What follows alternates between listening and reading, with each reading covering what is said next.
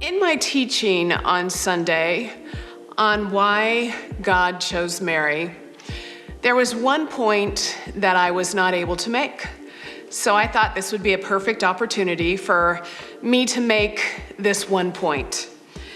And the point would be that it's amazing how God stepped into the life of Mary. He stepped into her life through the angel Gabriel and told her how she would become the mother of the Son of God.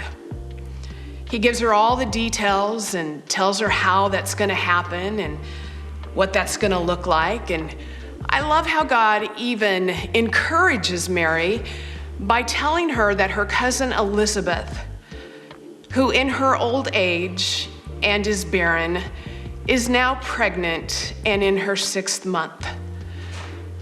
Then God fills her with faith after he had given her this message. He fills her with faith and tells her that nothing will be impossible with God. You know, I was thinking about God stepping into the lives of his children. And I couldn't help but think about God when he stepped into the life of Moses. And he stepped into his life and equipped him for his calling to be the deliverer of God's people. What about David? God stepped into the life of David when he was a young shepherd boy working out in the field, and his father called him in, and he was anointed to be the king of Israel as a shepherd boy. God stepped into the life of Daniel and saved him by shutting the mouths of the lions. And then, of course, we have Shadrach, Meshach, and Abednego. And God protected them by stepping into their life and saving them from the fiery furnace. I mean, I also think of Hannah, who wept bitterly for a child.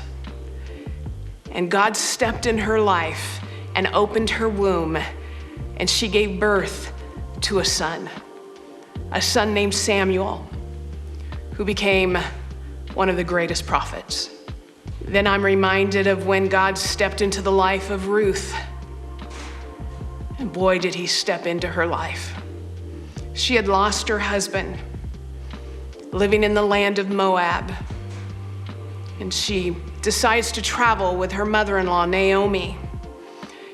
As Naomi was going to go back to her homeland in the land of Judah, to the city of Bethlehem, they were going to leave Moab. They were leaving Moab as Naomi lost her husband and her 2 sons.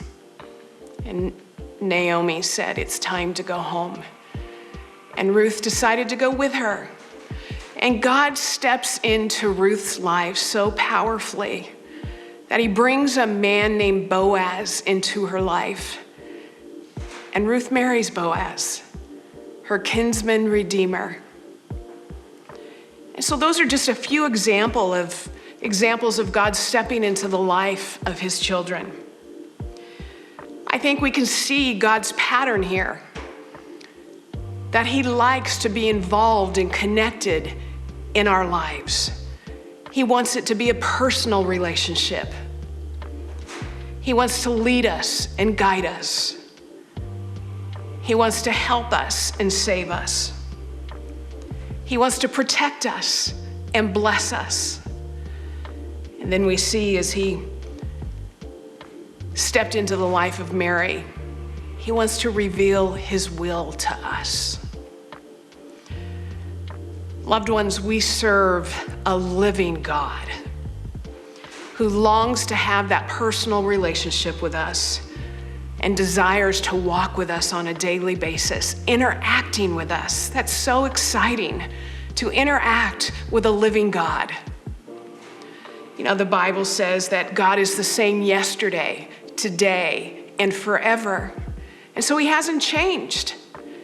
And what God did for the men and women of old, he will continue to do for us.